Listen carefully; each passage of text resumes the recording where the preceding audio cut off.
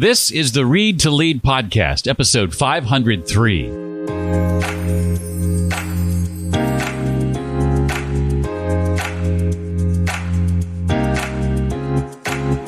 Feedback, it's a gift. We're giving you an opportunity to improve and be a better person.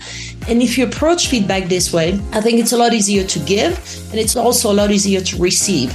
Leadership doesn't have to be complicated. Moms have known this all along as they practice their own no-nonsense form of leadership. Hi, I'm Jeff, and this is the Read to Lead podcast. It is the podcast that's dedicated to your personal and professional growth. If you want to achieve true success in business and in life, guess what? You might want to start a reading habit, and this podcast is designed to help you do exactly that. Each week, I'm joined by a successful and inspiring author. We talk about his or her latest book and their unique insights in areas such as personal and professional development, leadership, productivity, career, business, marketing, sales, entrepreneurship, mindset. You get the idea. In a moment, we'll sit down with Valerie Cockerell, author of Manage Like a Mother, Leadership Lessons Drawn from the Wisdom of Mom. And lest you think this be a book just for women, I'll be asking Valerie to share about whether it's possible for men to manage like a mother and whether or not they should. Hint, all signs point to yes.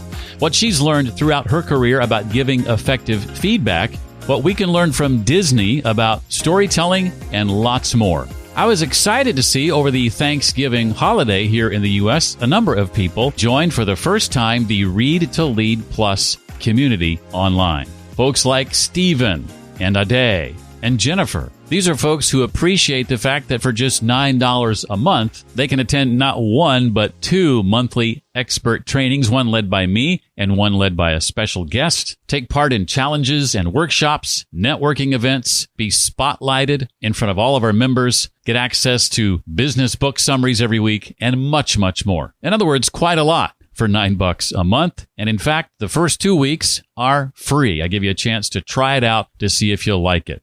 To find out more about the Read to Lead Plus community online, just go to jeffbrown.me. That's jeffbrown.me. Hope to see you inside very, very soon. Valerie Cockerell was born in France, and it was there that she earned a degree in business hospitality. She's worked for Disney and run multiple merchandise locations during her time there, as well as led employee training for the company. Since 2019, she's consulted with her husband, Dan, as the two created Cockerell Consulting, where they facilitate workshops around the U.S. and the world. Her new book is called Manage Like a Mother, Leadership Lessons Drawn from the Wisdom of Mom.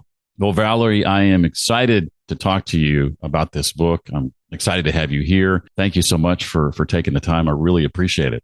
Well, thanks, Jeff. I'm happy to be here. After 10 plus years of doing this, I thought I'd kind of seen all the firsts that there were to see.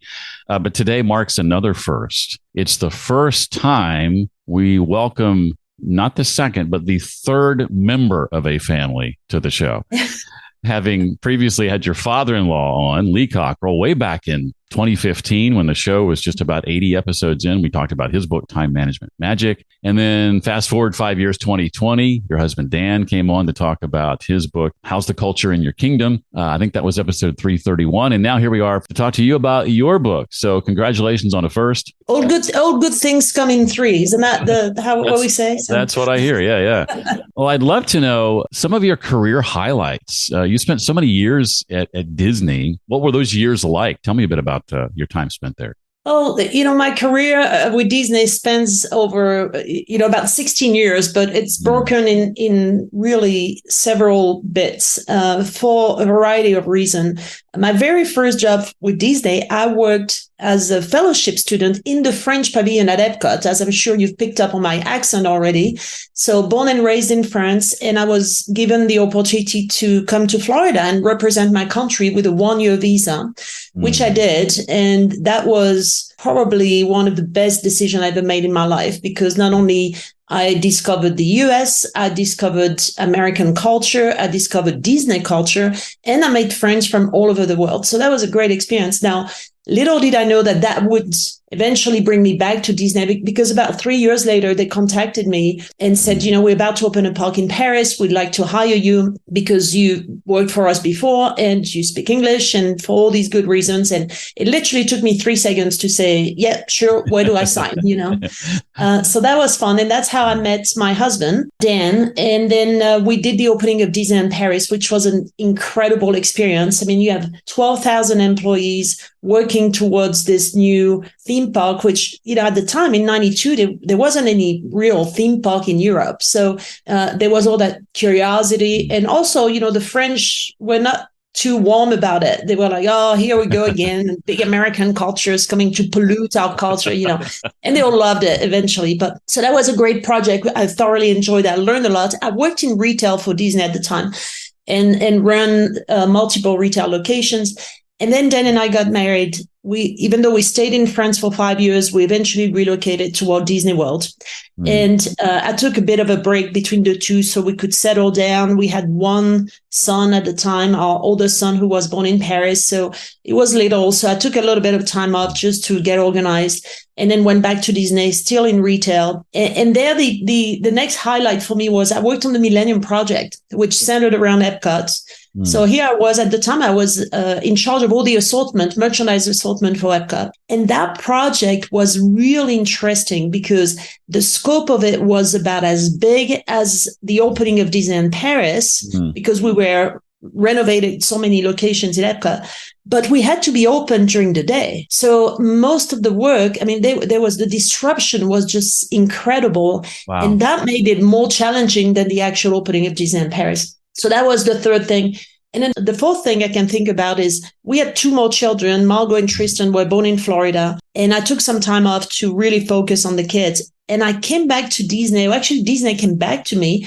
And that was Disney Institute. And Disney Institute needed somebody who spoke French, who could facilitate programs, leadership programs and customer service programs to their outside clientele. Just, for your audience, if you don't know what Disney Institute is, we train outside organization on the Disney way and outside leaders. And that was interesting because that got me to do something I never thought I would do, which was public speaking. And then it got me to get familiar with other industries than Disney, because I had always worked in the hospitality industry. And I'm like, oh, man, there's a whole world outside Walt Disney World, right? So that was a great learning experience. So these are really the highlights of my career with Disney. Some of my favorite things to watch on Disney Plus are some of the park opening type documentaries and just the process that they go through in opening a park in another country. Fascinating. And I do want to say up front that I did take 2 years of French in high school, but that's been a long, long time ago. And I would very much appreciate it if I were not tested on that material today. Okay. Next time, though, you're getting a rain check. Okay. Well, I love many of your books' chapter titles as they play on the parenting theme. There's Teach Them Their ABCs. And one I heard from my parents and my mother especially often, Because I Said So, is another chapter title. Tough Love. Can't We Just Get Along? That's another one I heard from her a lot. Where Do Babies Come From? Tell me the story of how the book came together, just the genesis of the idea, and then kind of once you had it, what happened next? Well, several things happened. First of all, I grew up with my mother always saying, I wish I was 20 and I knew what I know now. And I heard that so many times, every time I would roll my eyes, right? And then, now that I'm on the other side of 50, I feel it. I know exactly what she meant. I wish I was 20 and I knew what I know now. And especially when it comes to leadership, because in my 20s, I became a leader and I had no idea what I was doing, none whatsoever. So it occurred to me that, we need to pass on our knowledge to younger generation.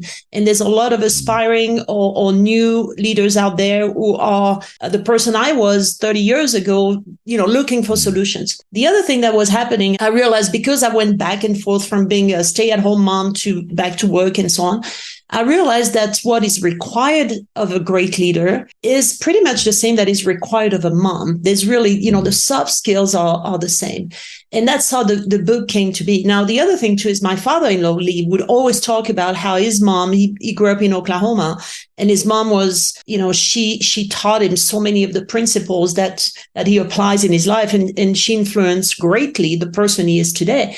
So that kind of, fed that idea. And the more I started digging into it, the more I realized the similarities between the two, and you think about being a leader, you have to be patient. You have to have diplomacy. You have to be consistent. You're in it for the long run, right? Much like parenting, and you never end parenting. It just never ends. It's forever. It's for your entire life. And you also have part of the job. Doesn't matter how many books you read or how much training you get, you will always have a part of on-the-job training. And it's the same as a parent. As a mom, you read what to expect when you expect it, and then what to expect the first year, and then the first 3 years, and so on. But there's still scenarios and things that you never could have anticipated. And you need to think about it and find a solution and come up with it. And you learn as you get better as you go. You mentioned your mom, and I noticed you dedicate the book to her. You've shared certainly plenty of wisdom already, but what specific wisdom from her would you say has found its way into your writing? Well, my mom, she's quite a character. She's still with us. She's 91 years old, and she's the quintessential French woman. Always, she's a fabulous cook. She's from that generation that knows how to do everything. And this is by necessity, because she was born in 1932, grew up during World War II. She was from a poor family. So, had to learn how to garden to feed yourself, how to sew your own clothes and knit and just do about everything. She started working when she was 16 years old to help support the family, because they had, very little money and very little food. But what is really interesting is through all this, my mom has always been very practical, very pragmatic with life, but she's also remained very optimistic. I think when you're 90 years old, you realize life is made of ups and downs, and there will be better times. And mom's always been like this. When COVID-19 happened, she was like, all right, COVID-19, hold my beer. Let me get my sewing machine out. And she started making masks for everybody. Wow. And it doesn't faze her, because she's been through so many of those things. So that potential, that ability to stay optimistic, I always admired that in her. And the other thing too, and that's a story that I've started to share more and more, because I think it's remarkable. When my dad passed away, my mom was 72 years old, and she had never driven. And she found herself living in a small town, no public transportation. She had to rely on other people to get her where she needed to be. So one day I was back in the US. She calls me and she said, "You'll never guess what I did." I said, "What'd you do?" She said, "Well, I bought myself an automatic car and I signed myself up at driving school." Can you imagine? I mean, these people in the driving school, they see this 72-year-old woman who shows up and says, "Please sign me up. I want to take lessons."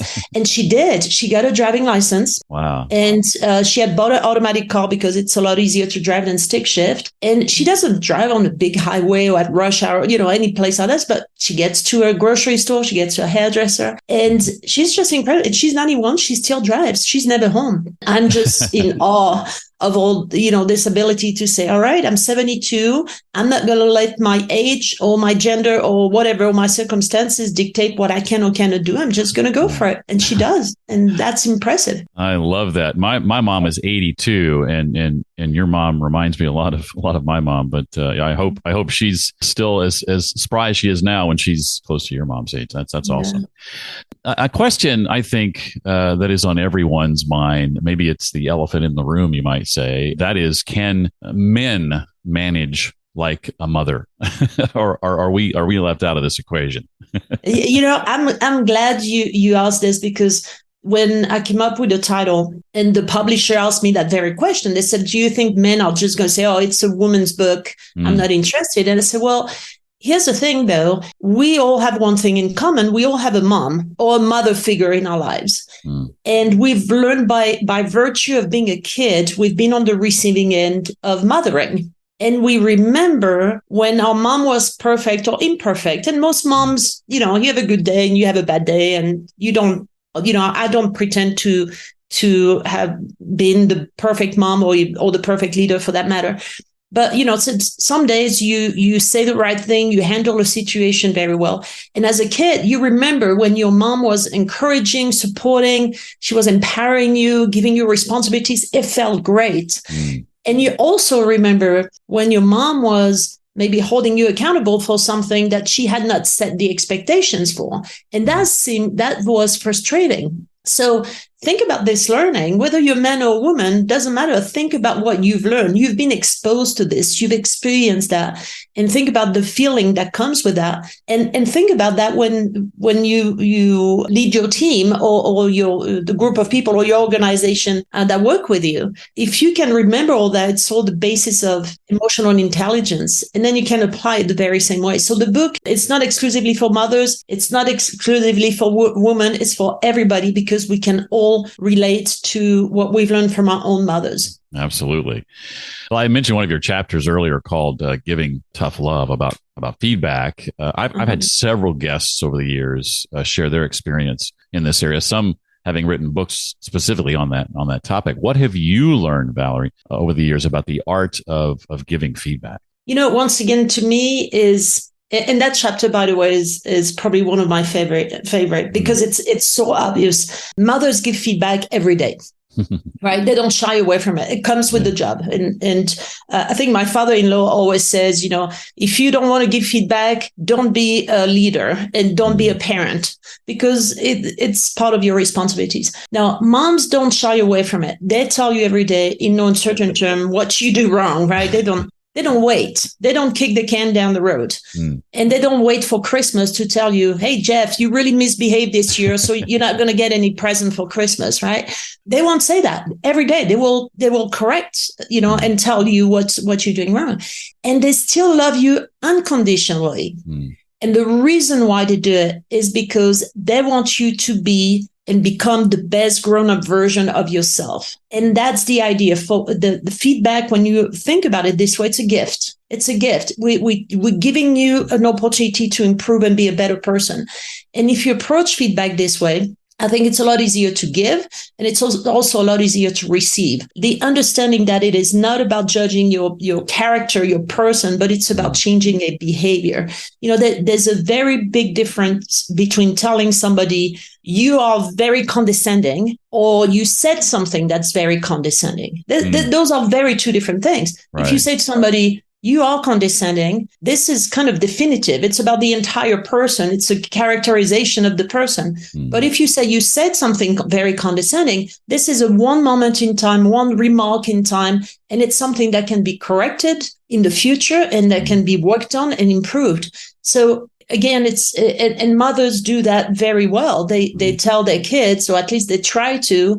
There's days where your patience may be at getting the better of you, and then you may not use the right words. But the intention there is to make your children the best person they can be, and leaders should give feedback in that very same manner.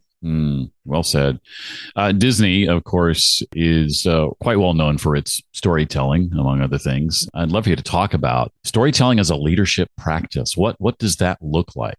I think when you tell a story, and the way I wrote the book, every chapter is built the same way. The very first half of the story of the chapter is the story of particular incident or anecdote about my children, and then I extract the learnings from that particular story.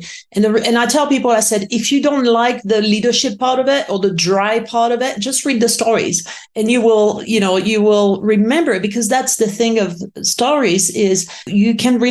I'm sure many people out there, if they have children, or if, again, they think about their own childhood, they will relate to these stories, and maybe they can substitute with their stories of their own. Say, oh, yes, something like this happened to me. There's one of my chapters, I talk about how my kids were just bickering at the back of the car, and I dropped them off by the side of the road, and I drove off. And I'm sure many, many moms or many people out there will remember a similar incident, whether they left their kids on the sidewalk or their parents left them on the sidewalk. So, the idea is connecting with people. When you tell a story, story, it's relatable, it is memorable. And when it's memorable, it's something that you retain, you retain and you implement. And that was also my motivation is, often we tend to make leadership very complicated, and it's not complicated. It's very basic human interaction. And if you can take care of all of that, you're going to find yourself in a good place as a leader. And I think the story will bring it back to some simple concept. I did not reinvent the wheel in that book, but I'm explaining leadership principles through the lens of raising kids. And I think the story will connect. And when you're emotionally connected with the story, you remember it. And that's my goal. It's giving people some tools, tactical things they can do so they can become a better leader. I don't have any memories of my mom pulling over and leaving me standing on the sidewalk, but I do have a distinct memory of my mom pulling over and taking me out of the car and spanking me at the sidewalk before tossing me back into the car. Yep. And I'm sure I deserved it, whatever it was. When I talked to your father-in-law, Lee, not surprisingly, we talked mostly about time management. I'd love to know, what has your career taught you about managing time effectively? It's funny you talk about Lee, because he was working at Disneyland Paris when we were, and he was teaching his time management class, which every single leader at Disney at the time had to take. And I probably was one of the last one going there reluctantly, in typical French fashion. I just dragged my feet. I was like, oh, here we go again. One of those classes. Let me tell you, if you think you don't need a time management class, you probably do. And that was the lesson number one. I think, it's, for me, the most important part of time management is putting the right priorities front and center and making sure that, time is precious. It goes away. You can never get it back. So making sure you apply it to what will bring the most value to your life, to your long-term goals. One of the book, I talk about time management in the book, because I always say, if time management was an Olympic discipline, I think mothers would be the dream team. They would get the gold medal every time, because that's the only way you survive as a mom, especially when, in my case, I have 3 kids, and whether you have 1, 2, 3 or more, it's, there's after school activities, there's lunchbox, there's field trips, all of this stuff. So you have to be organized, but you have to sometimes say, you know what, we're going to leave the kitchen a hot mess because I'm going to spend some time reading book with my kids. Because when you do that, it may not matter, you have a choice. Do I clean my kitchen or do I go spend some time with my kids? If you read with them, that down the line, they will become avid readers. And if they're avid readers, they're going to have an easier time at school. If they have an easier time at school, everything kind of unravels in a better way afterwards. So I think moms instinctively, they know that, and they know that this is the real stuff. This is what really is important. And they're really good at this and focusing on what is important to the long-term goals. So to me, that's the most important thing. And then time management and getting organized in general, it's about, I think one of the biggest concepts is creating that proverbial village, having a support system. You can't do everything, especially today. The world is very complicated, and we got all kinds of technology at our fingertips, but the world is complicated. Logistics are really hard. So the only way to do this and survive is to create a network of people that help you, that you can lean on when you can't be in 2 places at once. Having, investing the time to build those relationships. Again, this is something that has a long-term impact, but, creating a network, because when you're dealing with crisis or you need some help, now you have people you can lean on. And I think those are the 2 biggest lessons of time management. One of the things I appreciate most about my own childhood is the time my mother spent reading to us, taking us to the library. I got into school, and after being in school for a while, school kind of educated out of me the desire to read, because I thought it taught me to think that books were no fun anymore. So it took a few years after school to rediscover reading and that love I had as a child. But my mom was the one who put it there to start with. Yeah. Speaking of learning and growing and developing and reading, what's your personal development philosophy, would you say? What level of importance do you place on continued, lifelong, ongoing learning? I think one of the biggest lessons I've learned is the more you know, the more you realize there's so much you don't know. That's so true.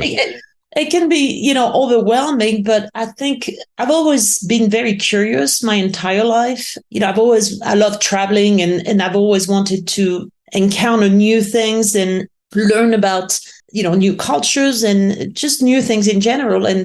And I think for me, that's the beauty of reading is anything is at your fingertips. You can just learn about anything that piques your interest. And I think we always underestimate the quality of the value of learning because of reading. Sorry, because when you watch TV or something, there's still a lot of distractions. But when you're in a book, to me, it's like a little bubble. There's no other things, and maybe it's the way I'm organized, but I tend to read. I read on an iPad. I have no notification, nothing. And for me, there's that ritual. Every night I get in bed and I'm like, okay, what is it? I usually read 2 or 3 books at the same time.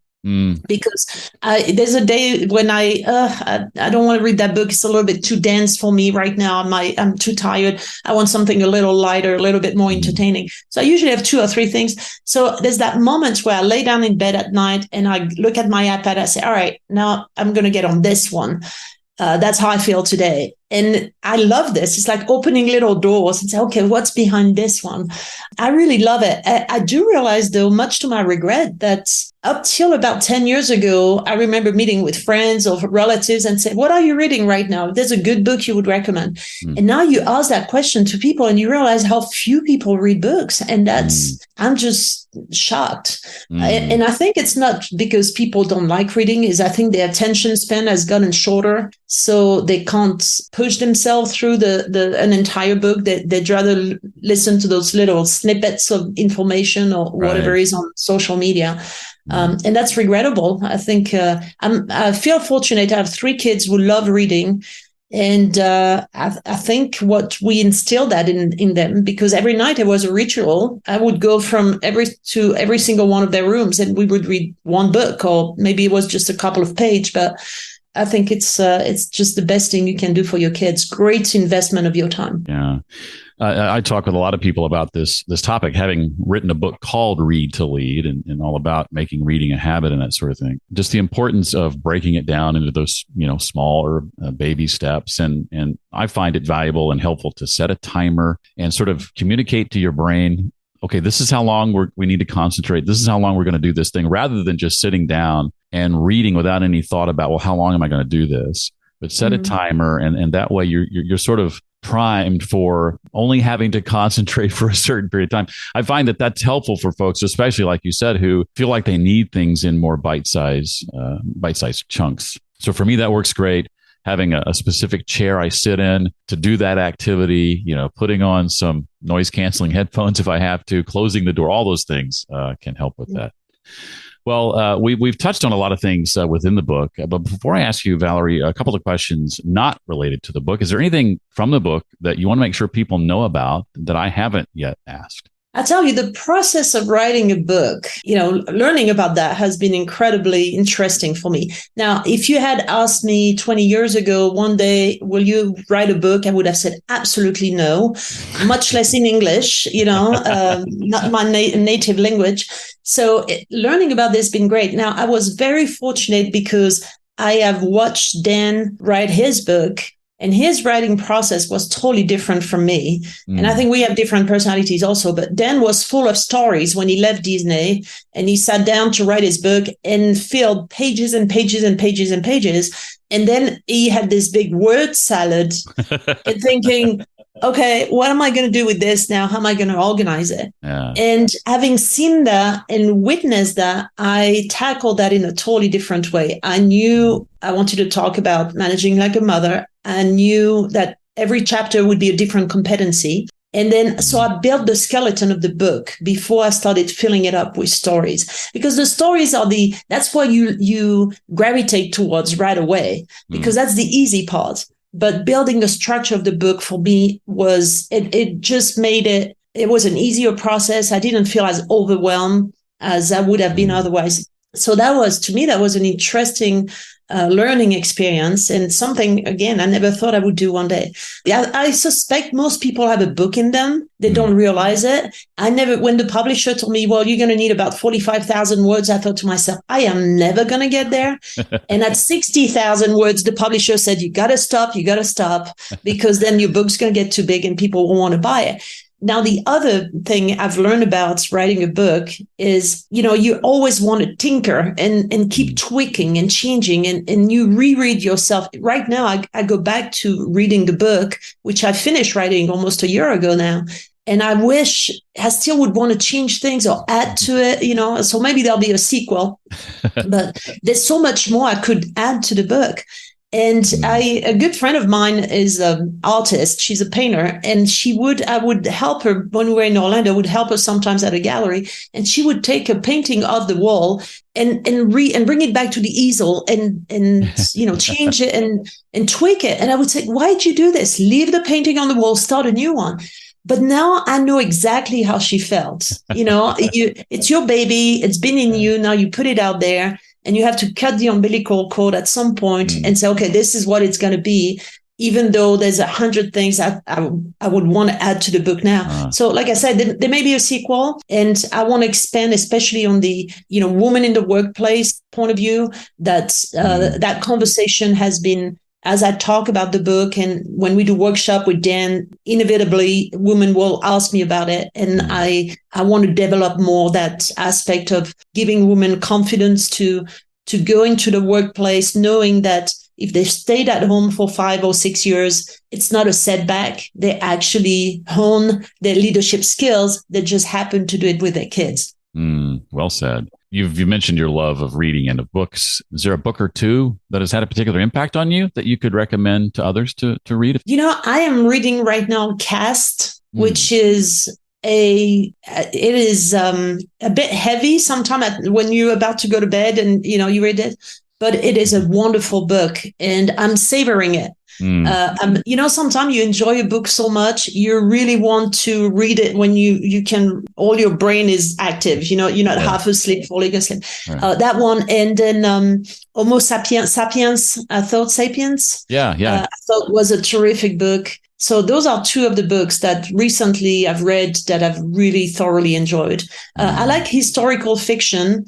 Anything that relates back to World War II, I tend to gravitate to that. And there's another book I read, it's been a little while since I read that book, but it's called A Woman of No Importance. And it's a true story of a American woman who was a spy during World War II. And most of the book takes place in my hometown in Lyon. So for me, I did not expect that. But as I'm reading the book, they're talking about streets and areas of the city of Lyon. And I'm like, oh my gosh, I know all these places. And I never knew that story. So it's not exactly a biography because it reads as a novel, but it's a fabulous story, an incredible piece of history. So I would recommend that one too. I want to ask you lastly about some of your personal knowledge management practices. We talked about time management. I lead a cohort called Note-Making Mastery. And it's about this ongoing process of being able to effectively manage everything that comes at us every day from a knowledge perspective, and being able to collect things effectively, connect new ideas to existing ideas that's in our system, organizing them effectively, being able to distill what we learn down to its essence and add our own insights and thoughts to it, and then be able to use all that ultimately to create something new with it. When you think about those processes, how do you manage all that comes out or at you every day? How do you effectively manage your personal knowledge and the things that you learn such that you don't forget them when you need them most? On my phone, I have those notes, and I tend to do a lot of copy and paste. Like I read something, and sometimes out of a totally different story, there is one sentence that just triggers my mind or triggers some thoughts or something. So usually I will quickly copy it and paste it in a note, and I may jot down a couple of ideas. And periodically, maybe once a month, I go through my notes, and I've got a whole bunch of stuff. Some of it I may never use. Some of it just inspires me to learn more. Some is something that may suddenly support something we do at work. and I may, develop it or put my own twist on it. So to me, there's those little snippets of knowledge that I have. It's like an attic. I keep everything in the attic. Yes. And then every so often I go and go upstairs in the attic and say, okay, what do I have here? Is there anything interesting here? And some of it's been sitting in my attic forever and may never come out of the attic. So I guess that's the best analogy I could use for knowledge. I'm just interested in new things. I've been since I was probably 6 years old. And I think one of the reasons why I love traveling is because you are confronted to new situations, new people, new cultures, new language, new ideas. And I love learning and absorbing all of this. And I realized the vast lack of knowledge we have, no matter how educated you are and how, well-traveled you may be. And there is just so much out there. So find what piques your interest and then dive in it and extract what you want from it and keep it in your attic. And one day visit and something may come out of it. I love that analogy in Sir Arthur Conan Doyle's writing and Sherlock Holmes. There's a Sherlock Holmes quote where he refers to the brain as an attic. I love that. Valerie's book, again, is called Manage Like a Mother, Leadership Lessons Drawn from the Wisdom of Mom. I highly recommend it, regardless of your gender. It will do you good for having read it and be a resource for months and years to come. Valerie, thank you so much for taking the time to be here. I really appreciate all you had to share. Thanks, Jeff. Thank you for inviting me. I thoroughly enjoyed the conversation. And we'll keep in touch. I encourage you to connect with Valerie online. I've included a link to her LinkedIn profile along with the books she recommended and other resources discussed during this episode. All that, as per usual, is at the show notes page created just for this episode. You'll find that at readtoleadpodcast.com/503 for episode 503. If you haven't already, don't forget to visit jeffbrown.me to find out more about being a part of our Read to Lead Plus community online and all that comes with that for just $9 a month. And don't forget, too, that you can try it out without any obligation, free for 14 days. Again, that's jeffbrown.me. Next week on the show, we welcome back for the second time a guest by the name of Pam Marmon. Her newest book is called Speak Up or Stay Stuck. Get your voice heard when fast and forced change happens in the workplace. Again, that's next time on the Read to Lead podcast. That does it for this time around. Hope to see you next time. Until then, as always, remember, leaders read and readers lead.